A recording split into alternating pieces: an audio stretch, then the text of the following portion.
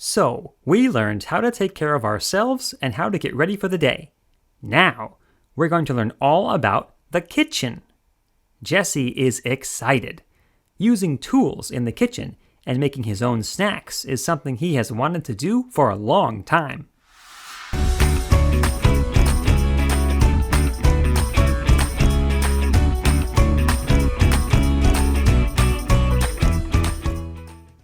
Speaking of tools, did you know the tools we use in the kitchen have a special name? They're called utensils.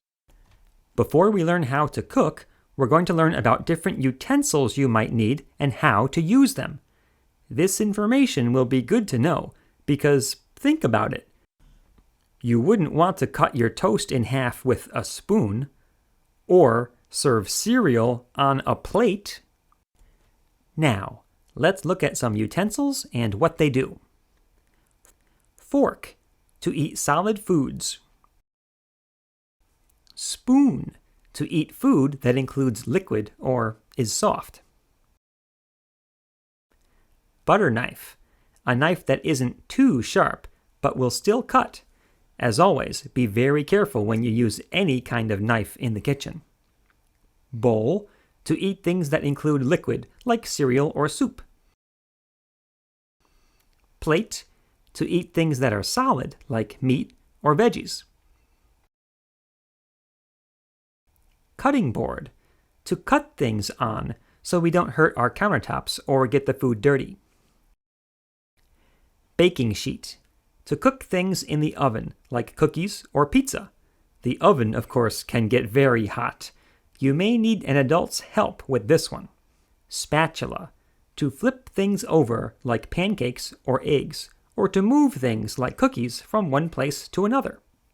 Oven mitt, to grab hot things out of the oven. Ask an adult to do this for you until you're ready to try. That's a lot of utensils. Let's review them once more. Fork, spoon, butter knife, bowl, plate, cutting board, baking sheet, spatula, oven mitt. Okay, let's learn how to choose the right utensil in the kitchen.